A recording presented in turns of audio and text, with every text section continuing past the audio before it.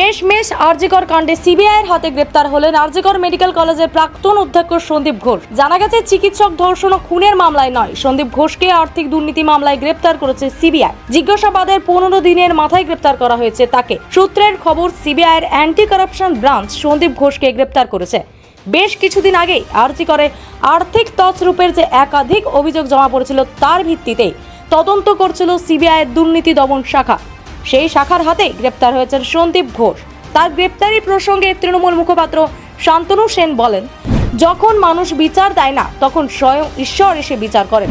প্রমাণ হলো, যখন মানুষ বিচার দেয় না তখন স্বয়ং ঈশ্বর এসে বিচার করেন। 2023 সালের 27শে ফেব্রুয়ারি আরজিকর মেডিকেল কলেজের আরকেএসের চেয়ারম্যান হিসেবে নিযুক্ত হয়ে কাজ করতে গিয়ে এই সমস্ত দুর্নীতিগুলো আমি ধরেছিলাম, আটকেছিলাম, প্রতিবাদ করেছিলাম।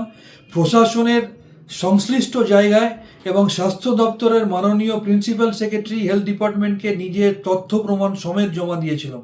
হয়তো কোনো কারণে তখন আমার তথ্যগুলোকে তারা গুরুত্ব দেয়নি বা পদক্ষেপ নিতে পারেনি বা নেয়নি। যদি সেই সময় সঠিক পদক্ষেপ নিত তাহলে আজকে এই দিন দেখতে হতো।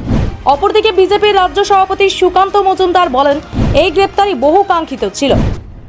দেখুন, এই গ্রেপ্তারি বহু কাঙ্ক্ষিত গ্রেপ্তারি ছিল, কিন্তু আমি যেটা আগেই আশঙ্কা প্রকাশ করেছিলাম যে খুনের মামলায় ইনি গ্রেপ্তার হবেন কিনা জানি না, কিন্তু করাপশনের মামলায় অবশ্যই ইনি গ্রেপ্তার হবেন, এবং সেটাই দেখা গেল। করাপশনের মামলায় ডক্টর সন্দীপ ঘোষ গ্রেপ্তার হয়েছে। কিন্তু যাই হোক, নাই মামার থেকে কানা মামা হলো। গ্রেপ্তারিটা খুব দরকার ছিল, বাংলার মানুষের কাঙ্ক্ষিত গ্রেপ্তার। সন্দীপ ঘোষের গ্রেপ্তারিতে প্রতিক্রিয়া দিলেন বিজেপির মুখপাত্র শ্রমিক ভট্টাচার্য। সন্দীপ ঘোষের এই গ্রেপ্তারির পর কিছু মানুষ হয়তো উৎসাহিত হয়েছেন, উচ্ছ্বাস প্রকাশ করছেন।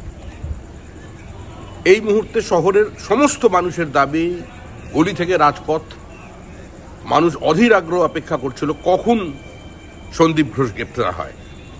কিন্তু এই প্রাতিষ্ঠানিক দুর্নীতি, এই সীমাহীন লুট, এই ঔদ্ধত্য, এই অত্যাচার একা সন্দীপ ঘোষের পক্ষে টেনে নিয়ে যাওয়া সম্ভব ছিল না। আরজিকরের প্রাক্তন অধ্যক্ষর গ্রেপ্তারির খবর পেতে খুশির হাওয়া ছড়িয়ে পড়েছে আন্দোলনরত জুনিয়র ডাক্তারদের মধ্যে। কলকাতা থেকে মানুষ চৌধুরী রিপোর্ট, খবর বাংলা।